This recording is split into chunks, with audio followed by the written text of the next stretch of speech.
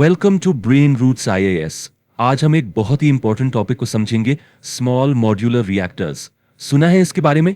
ये एक ऐसी टेक्नोलॉजी है जिसके बारे में कहा जा रहा है कि ये इंडिया के एनर्जी फ्यूचर को पूरी तरह से बदल सकती है। तो आखिर हैं क्या ये एसएमआरस, ये छोटे छोटे पावर हाउसेस, और इंडिया इन पर इतना बड़ा दाव, इतना बड़ा बेट क्यों लगा रहा है? आइए इसको आसान भाषा में डिकोड करते हैं। लेकिन आगे बढ़ने से पहले बस एक चीज इमेजिन कीजिए, एक सवाल जो इस पूरी टेक्नोलॉजी की आप कह सकते हैं रूह है।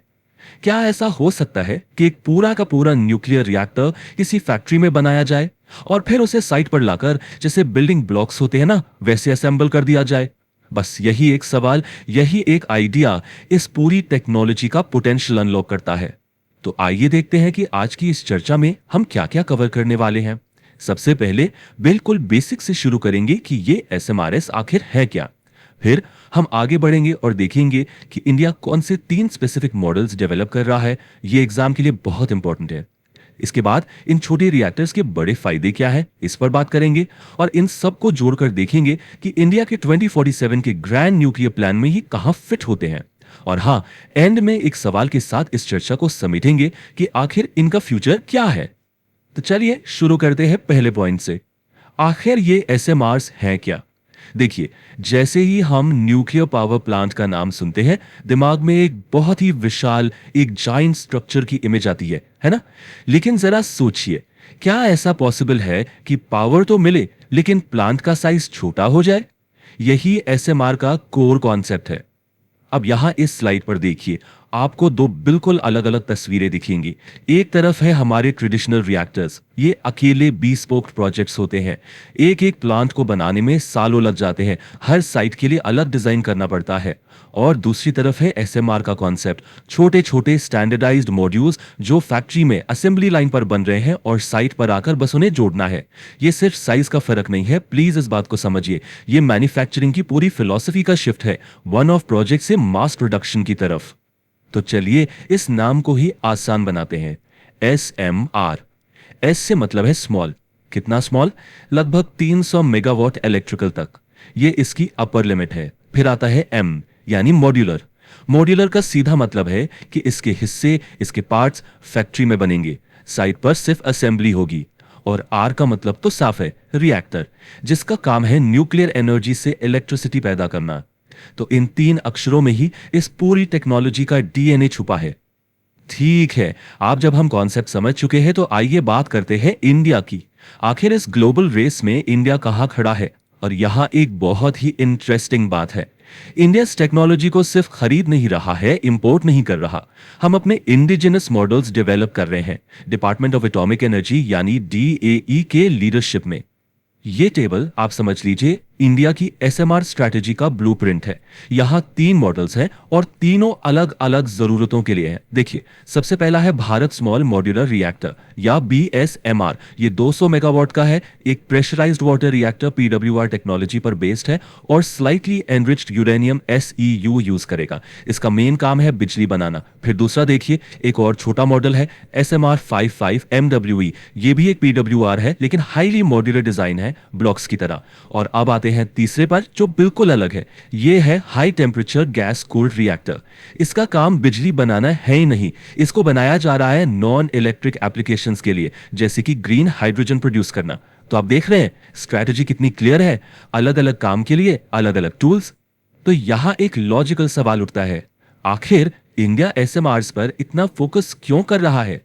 ऐसा क्या है इन छोटे रिएक्टर्स में जो हमारे बड़े ट्रेडिशनल रिएक्टर्स नहीं दे सकते? चलिए इनके स्ट्रेटेजिक एडवांटेजेस को एक एक करके समझते हैं। सबसे पहला और शायद सबसे बड़ा एडवांटेज, मॉड्यूलैरिटी। इसे आसान भाषा में समझें, क्योंकि इनके पार्ट्स एक फैक्ट्री में एक असेंबली लाइन पर बन रहे हैं। इससे इनकी मैन्युफैक्चरिंग कॉस्ट ड्रास्टिकली कम हो जाती है। यहां इकोनॉमीज ऑफ स्केल अचीव होता है। इमेजिन कीजिए, जैसे एक ही मॉडल की हजारों कार्स बनती हैं, बिल्कुल वैसे ही एक ही डिजाइन के कई रिएक्टर्स बनेंगे, कॉस्ट भी कम, टाइम भी कम। दूसरा फायदा है स्केलेबिलिटी।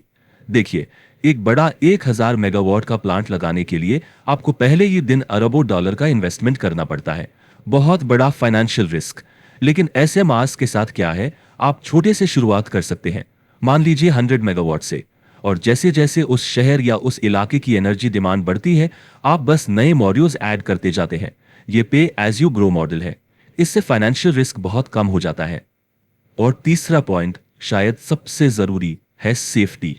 इन रिएक्टर्स को इस तरह डिजाइन किया गया है कि ये वॉक अवे सेफ है। बहुत इंपॉर्टेंट टर्म है ये। इसका मतलब है कि अगर कोई इमरजेंसी हो जाती है तो इसको बंद करने के लिए किसी इंसान के बटन दबाने की या बाहर से पावर सप्लाई की जरूरत ही नहीं है। ये फिजिक्स के बेसिक नियम जैसे ग्रेविटी और नेचुरल सर्कुलेशन का इस्तेमाल करके अपने आप ऑटोमेटिकली ठंडे और स्टेबल हो जाते हैं। न्यूक्लियर सेफ्टी के लिए ये एक रेवोल्यूशनरी कॉन्सेप्ट है। और फायदे यही खत्म नहीं होते। ऑफ कोर्स ये लो कार्बन एनर्जी है, क्लाइमेट चेंज से लड़ने में मदद करेगी, लेकिन इससे भी आगे सोचिए। आजकल हम एआई, लार्ज डेटा सेंटर्स की बात करते हैं। इनको चलाने के लिए बेइंतहा बिजली लगती है। एसएमआरस ऐसी एनर्जी इंटेंसिव टेक्नोलॉजीज को पावर दे सकते हैं। तो ये सिर्फ आज की जरूरत नहीं, कल की तैयारी है। ठीक है, अब तक हम एसएमआरएस को माइक्रोस्कोप के नीचे देख रहे थे। चलिए अब थोड़ा सा जूम आउट करते हैं और हेलीकॉप्टर व्यू लेते हैं। देखते हैं कि ये छोटे रिएक्टर्स इंडिया के बड़े एनर्जी पजल में, इंडिया के 2047 के विजन में आखिर फिट कहाँ होते हैं।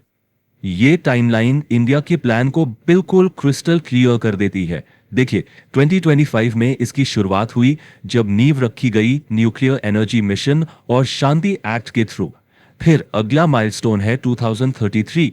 तब तक टारगेट है कि कम से कम 5 इंडिजिनसली डिजाइंड एसएमएमआरस ऑपरेशन में आ जाएं। और इन सब स्टेप्स की आखिरी मंजिल क्या है? 2047 तक एक बहुत बड़े, एक मैसिव टारगेट को अचीव करना। और वो टारगेट, वो मैजिक नंबर है 100 गीगावाट्स। ये इंडिया का न्यूक्लियर पावर कैपेसिटी का गोल है साल 2047 तक।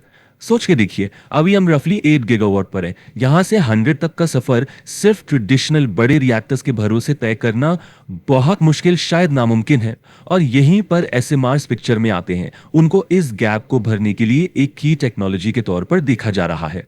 तो इस पूरी चर्चा को समेटते हुए आखिर इसका सबसे बड़ा टेक अवे क्या है? हमें क्या याद रखना चाहिए?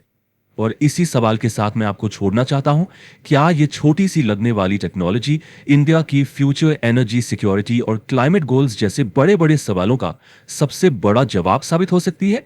ये सिर्फ एक टेक्नोलॉजी नहीं है, ये इंडिया का एक स्ट्रेटेजिक दाव है, एक बेट है जो आने वाली पीढ़ियों के लिए हमारे देश का फ्यूचर रीडिफाइन कर सकती है। अगर आपको ये लेक्चर हेल्पफुल लगा तो इसे लाइक करें, शेयर करें और चैनल को सब्सक्राइब जरूर करें।